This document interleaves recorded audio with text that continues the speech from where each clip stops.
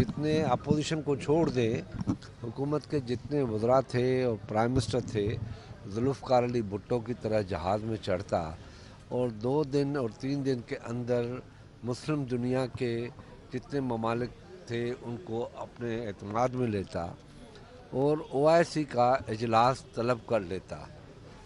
हम ओआईसी का इजलास तो तलब नहीं कर सके। हमने इस इशू को दुनिया के अंदर सिर्फ एक स्पीच करना, दुनिया को दिखाना मसला नहीं है। कश्मीर का मसला बहुत बड़ा है। जैसे मैंने पहले कहा कि ये हमारी फॉरेन पॉलिसी का महवर भी है और जोग्राफ़ी जो कंडीशंस हैं, जो जोग्राफिकल हदूद हैं, उनका भी एक हिस्सा है कश्मीर। और कश्मीर का मसला ये एक आज का नहीं है, इसको तकरीबन 80-85 साल हो गए हैं जो डोगरा राज के ख़िलाफ़ हमारे मुसलमान भाई कश्मीरी लड़ते रहे। और जिस तरीके से कश्मीर को हिंदुस्तान ने हड़प करने की कोशिश की है, मैं समझता हूँ इस हुकूमत का बहुत बड़ा फेल्यूर है कि पाकिस्तान के अवाम तक ये नहीं पहुँच सके। इन लोगों ने कहा कि हम हर हफ्ते हम एक नज़ीर बनाएंगे। एक दिन भी इन लोगों ने वो जो कमेंट किया प्राइम मिनिस्टर ने, वो भी पूरा एहतजाज नहीं कर सके। शाह साहब, वज़ीर आज़म ने कहा इजलास में नून लीग ने बेतमादी जाहिर की है कि जो हम बेतमादी रिथ है वो नहीं लाना चाहते। आज पीडीएम का इजलास क्या समझते हैं आप? पीडीएम का इजलास है वो ओपन वोट करने का जो मकसद था, अगर ये इतने ही सिंसियर थे हुकूमत वाले, तो जो सेनेट का चेयरमैन का वोट था वो ओपन कर देते। वो नहीं किया। अभी भी जो बिल पेश किया है उसमें सेनेट का वोट ओपन नहीं किया है, क्योंकि उनको डर है। इनको ये डर था कि ये वोट हमारे चले जाएंगे, अब वो डर है। वरना इमरान खान पहले हमारे मौक़िफ़ पे ख़ुद खड़ा था। हमारा अपने मौक़िफ़ पे खड़े होने की एक वजह है कि जो सेनेट के चेयरमैन में 14 वोट ख़रीदे गए, वो वजह है हमारी। वरना हम तो अपने बेनज़ीर भुट्टो ने चार्टर ऑफ डेमोक्रेसी में इसको हिस्सा बनाया था, मगर मौजूदा हालात में इस हुकूमत ने जिस तरीके से हॉर्स ट्रेडिंग की सेनेट के चेयरमैन पे, वो शकूक और शुबहात का एक खुला हुआ सबूत है।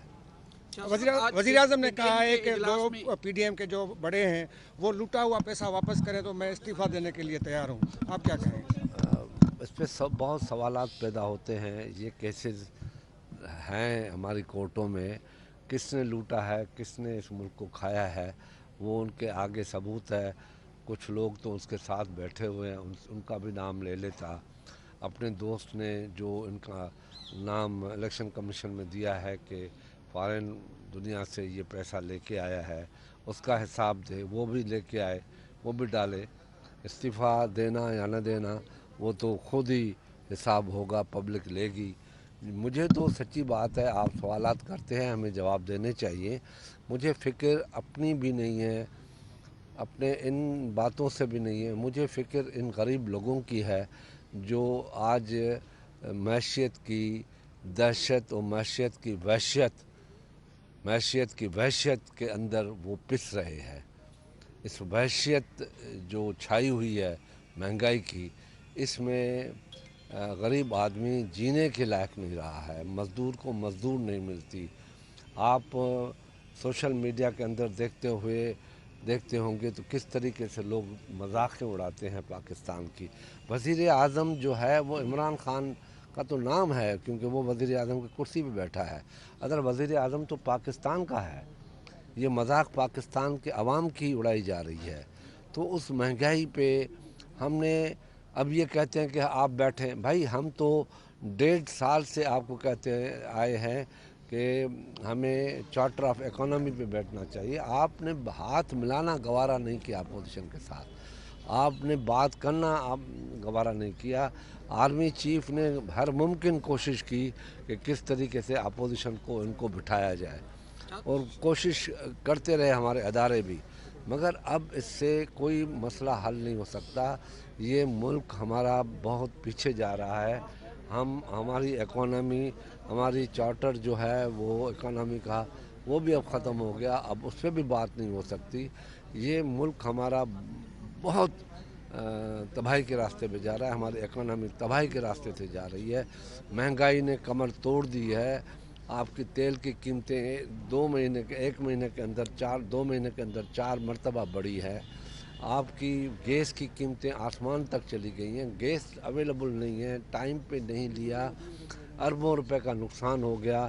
بجلی آپ کی اگر 2008 کے ریٹ دیکھو جو آج کہتا ہے اور آج کے ریٹ دیکھو، آج اگر حساب کر کے آپ جو میری بات سن رہے ہیں حساب پرچہ لے لیں، حساب دیکھیں، 30 روپے یونٹ پڑ رہا ہے ایک آدمی کو، 30 روپے یونٹ.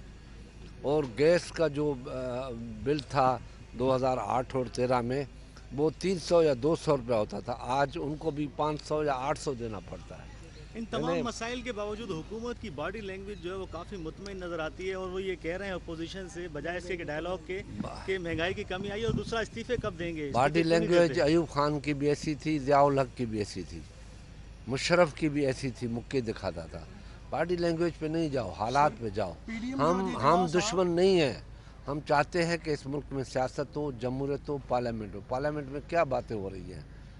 پارلیمنٹ میں اگر یہ بل لے کے آئے تو اس کو 2/3 میجارٹی چاہیے، تو بل تو نہیں ہو سکتا ان کے پاس. پی ڈی ایم میں آج اجلاس ہے سر، اور مجھے تو خوشی ہوگی کہ یہ جوائنٹ سیشن میں لے آئیں یہ بل، اور جوائنٹ سیشن میں لے آئیں. یہ میں آپ سے وعدہ کرتا ہوں کہ بدترین شکست ہوگی ان کی. ان کے پاس لوگ زیادہ ملا کے ادھر سے کر کے بھی ان کے پاس، کیونکہ وہ اوپن ووٹ ہے، ان کے پاس 200. پاکستان کا پی ڈی ایم کے پاس جو جتنے ہمارے مخالفین ہیں وہ 213 ہیں.